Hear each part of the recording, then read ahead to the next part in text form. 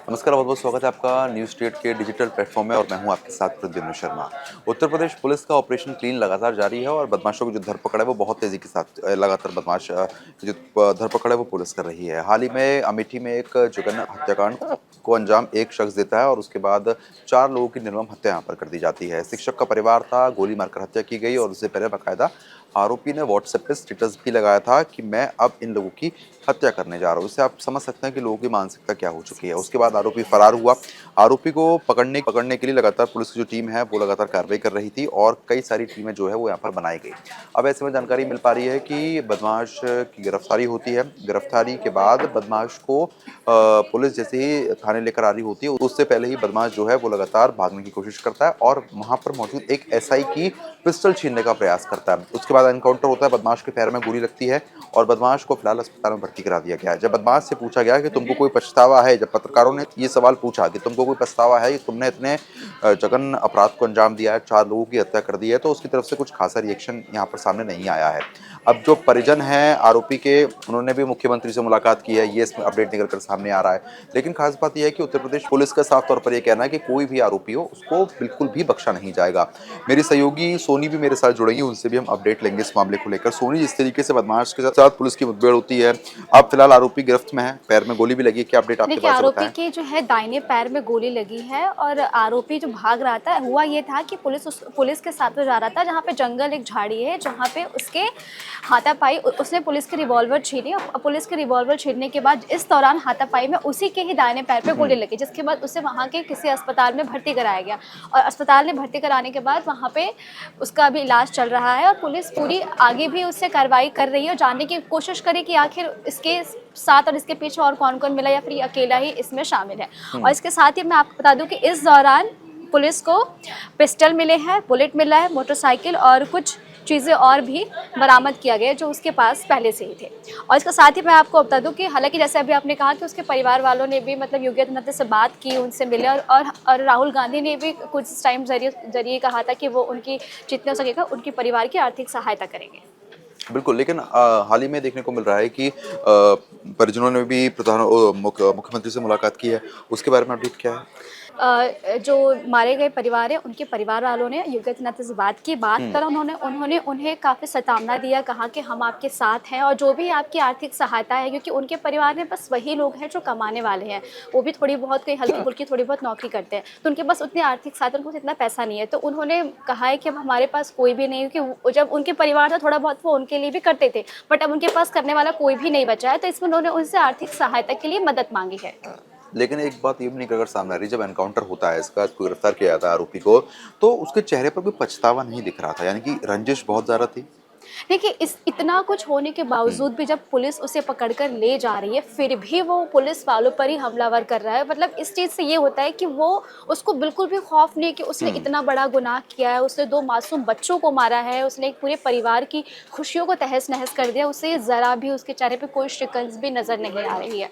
अब इसके बाद देखना ये है कि आखिर जब पुलिस उससे बात करती है, तो इसके साथ और कौन-कौन लोग हैं जो इससे मिले हुए हैं या और भी जो लोग हैं, इसके बारे में और ज़्यादा जानकारी सामने खुल कर आएगी।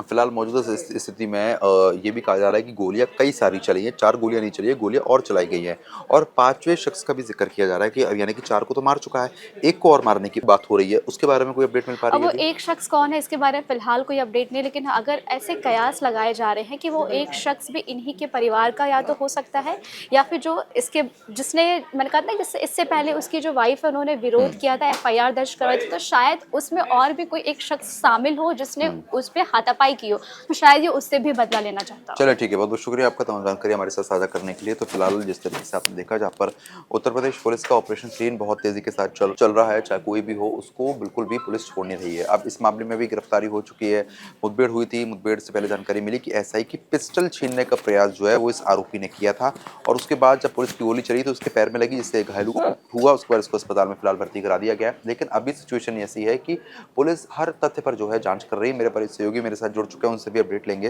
पंकज जी, जिस तरीके से अब आरोपी गिरफ्तार हो चुका है, क्या अधिक अपडेट अभी आपके पास है? देखिए, अभी जो इस हत्याकांड में जो पीड़ित हुँ, परिवार के मुखिया और पीड़ित परिवार के लोगों के साथ सीएम योगी आदित्यनाथ ने लखनऊ में मुलाकात की है। इस मुलाकात के दौरान जो अमेठी के ये हैं विधायक हैं ऊंचाहार से मनोज पांडे, वो भी थे और मुख्यमंत्री ने परिवार को पूरा भरोसा दिया है कि उनके साथ न्याय होगा और जो भी दोषी है उसके खिलाफ सख्त से सख्त कार्रवाई की जाएगी और जो इसकी गुत्थी है इसको गुत्थी लगभग पुलिस ने सुलझा ली है और बाकी इसके जितने भी जो भी तार हैं सच्चाई तक पुलिस पहुंचेगी। तो ताजा अपडेट तो इसी में है और दूसरा यह है जो आरोपी को पुलिस ने कल ही गिरफ्तार कर लिया था और जब असला और उसका जो आरोपी का बुलेट मोटरसाइकिल था वो अभी तक जिसका इस्तेमाल उसने वारदात को अंजाम देने में किया था वो अभी तक नहीं मिल पाया था। तो उसके लिए पुलिस उसको लेके जा रही थी जिस समय कि वो भागने का कोशिश किया और जो उनके साथ और पुलिस के लोग थे उनका पिस्टल उसने छीन के उसे फायरिंग की। जवाबी कार्रवाई में पुलिस को करना पड़ा तो उसको उसके पैर में गोली लगी और उसके बाद उसको अस्पताल में ले जाया गया जहां से उसका प्राथमिक उपचार करके उसको फिर पुलिस हिरासत में अभी वो है। ताजा अपडेट इस मामले में अभी तक ये है और सबसे बड़ी बात है पुलिस ने महज 48 घंटे के आसपास में इस वारदात की गुत्थी को पूरी तरह से सुलझा लिया है। पुलिस पूछताछ में ये पता चला है जो आरोपी का मृतक शिक्षक के पत्नी के साथ ये थे संबंध थे और जिसकी की भनक टीचर को लग गया था। उसके बाद उसने अपनी पत्नी पे को समझाया और उसके साथ थोड़ा सा सख्त रुख भी अपनाया जिसके बाद कि उस महिला ने इससे अपने आरोपी से संबंध अपने तोड़ लिए और बात नहीं करते। लेकिन पिछले 18 अगस्त के आसपास पीड़ित महिला और ये अपने बच्चों के और पति के साथ डॉक्टर से दिखाने के लिए रायबरेली ये लोग गए हुए थे जहां की इससे इनकी मुलाकात हो जाती। वहां वो आरोपी है जो इनके साथ दुर्व्यवहार करता है। उसके बाद ये लोग उसकी शिकायत पुलिस थाने में करती है। पुलिस आरोपी को गिरफ्तार करता है। उसको SC/ST एक्ट और छेड़खानी के धाराओं के तहत पुलिस गिरफ्तार करती है, जेल भेजती है। फिर वो जमानत पे बाहर आता है। उसके बाद से वो इस आग में झुलस रहा होता है जो मैं कब बदला लूंगा। इसमें एक और था जो ये भी सामने आ रहा है कि ये थोड़ा मेंटली डिप्रेस था प्रेम प्रसंग के चलते। हाँ, निश्चित रूप से इसके जो संबंध थे और ये संबंध को कंटिन्यू महिला थी जो संबंध नहीं कंटिन्यू करना चाहती क्योंकि उसके पति को पता चल गया। पति का दबाव था, वो अपना परिवार को नहीं तोड़ना चाहती थी, परिवार को खत्म नहीं करना चाहती। इसलिए पति के कहने पे उसने इसके खिलाफ 18 अगस्त को मामला भी दर्ज करवाया था और वो इससे बात करना भी बंद कर दी थी क्योंकि इसके जो आरोपी के जो मोबाइल से अभी तक जो डाटा पुलिस को मिला है उसमें ये है जो उसके साथ उसके वीडियो चैट और कई चैट के मतलब ये फाइल मिले हैं। तो उसके आधार पे ये पुलिस भी इस पहुंची है जो आरोपी का और महिला का संबंध था। उसके बाद उसने इनकार किया, उससे ये डिप्रेशन में था और इसका गुस्सा उस समय साथ में आसमान पे चला गया। जबकि 18 अगस्त को इन लोगों की आपस में झड़प होती है और ये लोग बोलते हैं कि मैं तुम्हारे खिलाफ केस करने जा रही हूँ। तो उसके बाद से आरोपी ने बोलता अगर तुमने मेरे खिलाफ केस किया तो मैं मार दूंगा। तो उसी में उसने फिर लेकिन इन्होंने उसका केस कर दिया था तो उसमें उसको जेल जाना पड़ा। जेल जाने के बाद जब वो बाहर आया तो लगातार वो बदला लेने के इसमें था और इसने पूछताछ में ये भी बताया जो ये इतने गुस्से में था जब वारदात देने के लिए वो जा रहा था शाम के समय में तो पास में ही उसने अपने बुलेट मोटरसाइकिल को रखा, फिर गलियारे से भीतर गया और उसके सामने जितने लोग आए सब पे अंधाधुंध फायर करते चला गया। उसके बाद उसने वो जो इसके बारे में खुलासा हो उसने व्हाट्सएप स्टेटस डाला था जो 5 लोगों को मैं मारूंगा, 5 लोगों का वाला जो थ्योरी है। तो उसमें पुलिस का ये कहना है जो 4 लोगों को तो उसने मार दिया, 5वां वो खुद था। 5 में उसने जब इन लोगों की हत्या उसने कर दी तो अपने ऊपर भी उसने गोली चलाया लेकिन वो गोली फायर नहीं हो पाया। उसके बाद दूसरी बार उसका हिम्मत टूट गया खुद पे फायर करने का और फिर वहां से वो आगे बढ़ता और अपनी गाड़ी को स्टार्ट करता और भाग जाता और फिर भागते फिरते रहता है। लेकिन पुलिस ने कई टीमें बनाई हुई थी और ये नहीं, ये भी सामने आया है कि अकेला ही था या इसके साथ और नहीं, अकेले था। अभी तक जो पुलिस के पूछताछ में ये आया जो पहले ये थ्योरी आ रहा था ये इसने खुद वारदात को अंजाम नहीं दिया है, 2 लोगों को इसने भेजा था। तो ऐसी बातें अभी नहीं। अब जो बातें जो खुलकर सामने आ रही है इसमें है जो आरोपी ने खुद इस वारदात को अंजाम दिया, अकेले था, वो अपने बाइक से गया। वो बाइक को उसने उसके पास बुलेट मोटरसाइकिल था, वो बुलेट को एक दुकान के पास खड़ी करता है।